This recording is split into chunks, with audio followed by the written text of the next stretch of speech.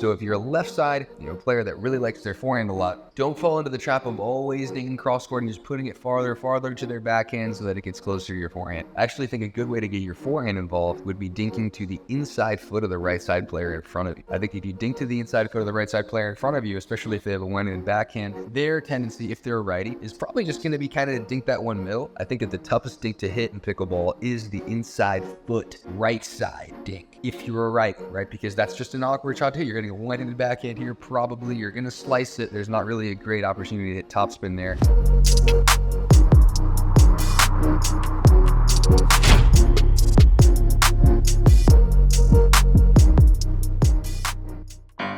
Look how we made it this far. Haven't we made it, my love? Oh, honey, look how we made it this far. Hasn't the pace been a long bit, honey? Take a look at where we are. You, I owe it to you. I owe it to you.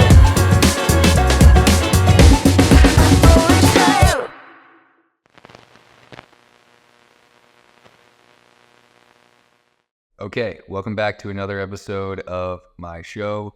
I've been saying my show lately instead of the James Ignatowich Show. I feel like, given that my name is James Ignatowich, if I just start the episode with "Welcome to the James Ignatowich Show," it kind of sounds like I'm talking third person. It just feels a little, I don't know, weird, and I don't know if it's cocky or... We'll just get into it.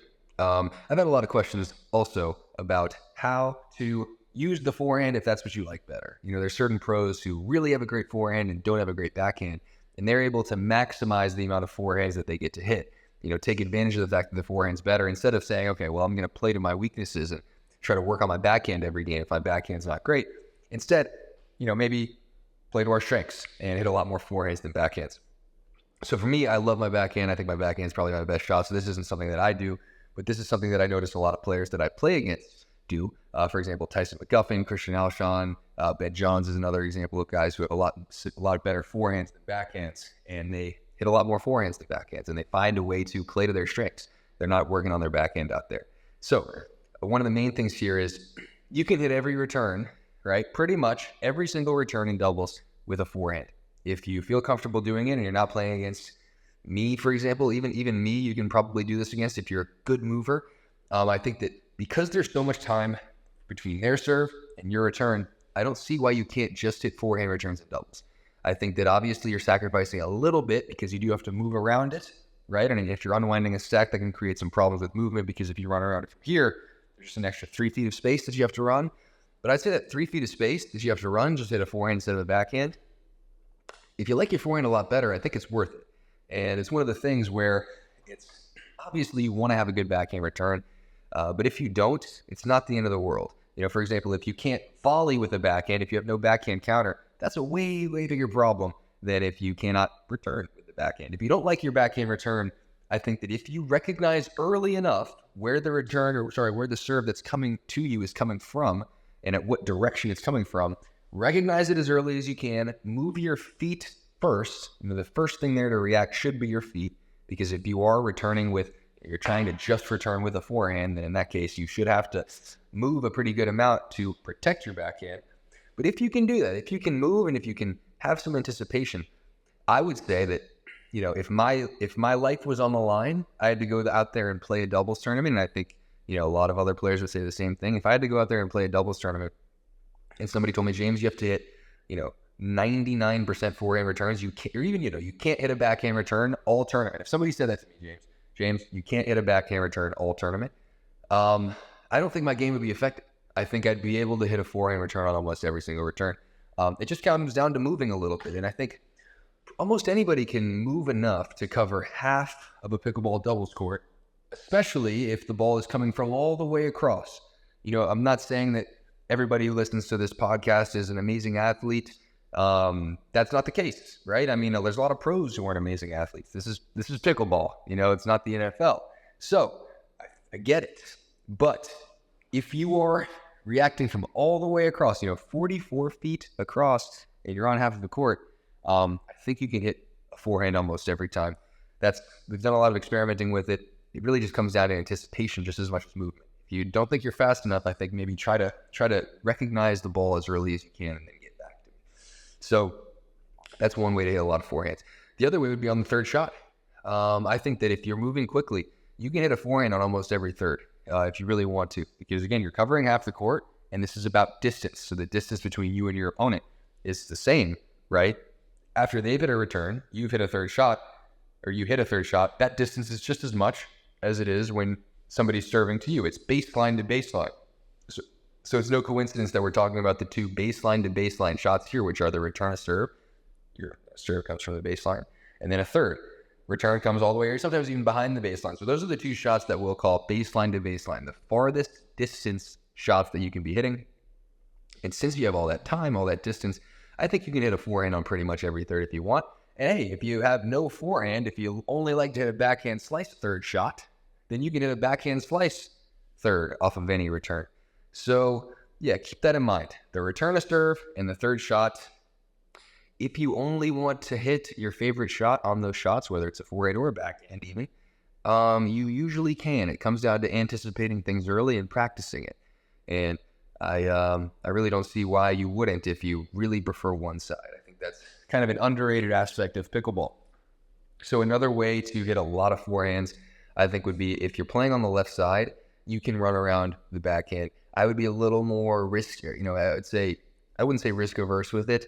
I would just be patient with when you would do it when you're going to speed it up. Because if you're going to speed the ball up from, running around it, hitting a forehand, you are leaving some space in the middle.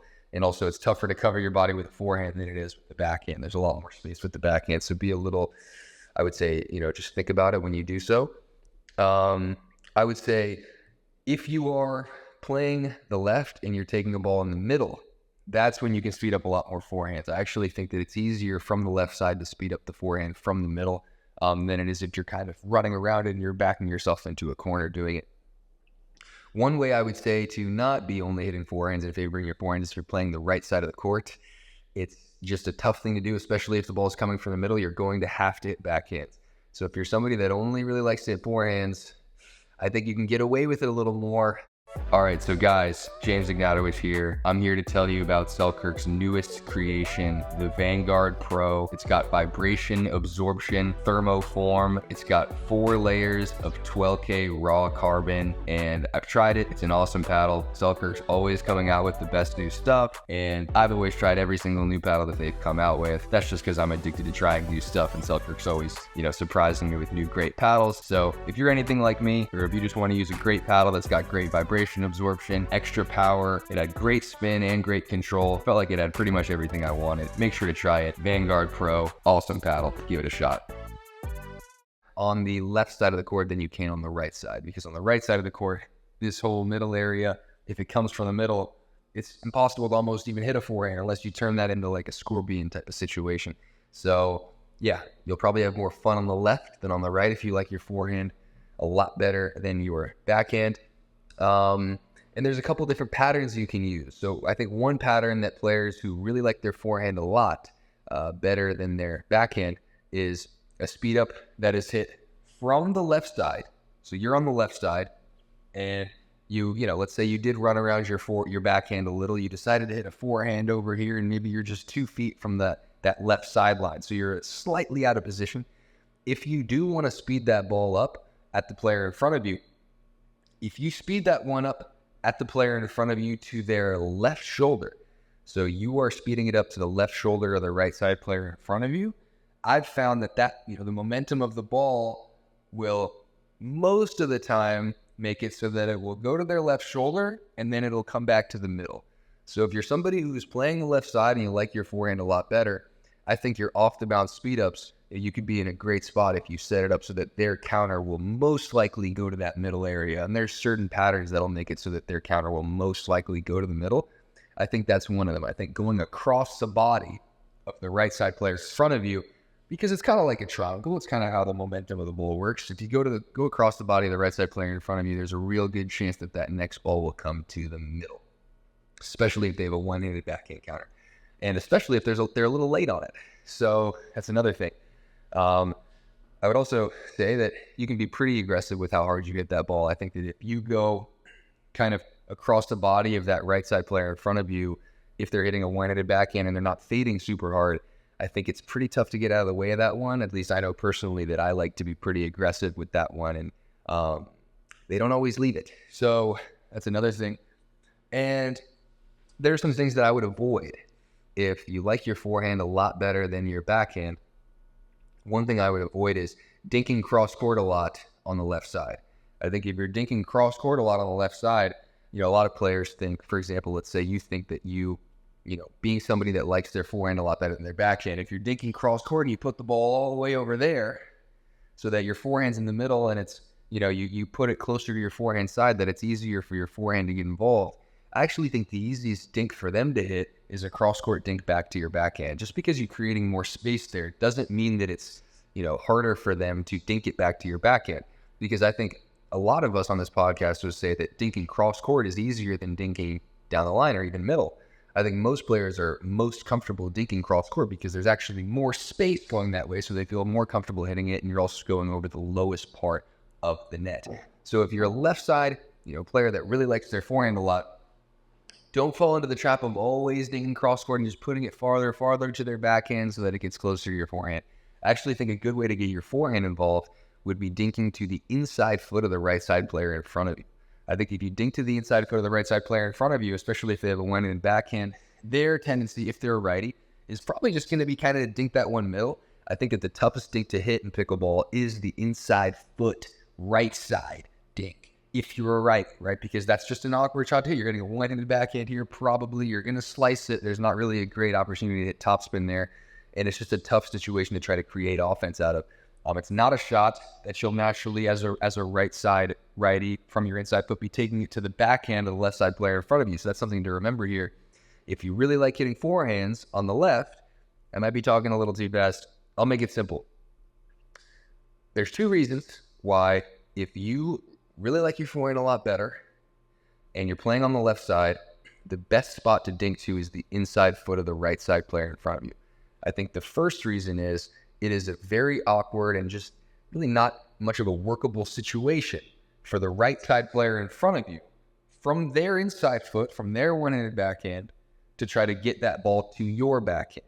I think the last spot they will go to is across their own body to your backhand. It just doesn't happen naturally, and you might notice this if you've ever played the right side and you've had a ball at your inside foot, you will kind of just push it middle or maybe go cross court.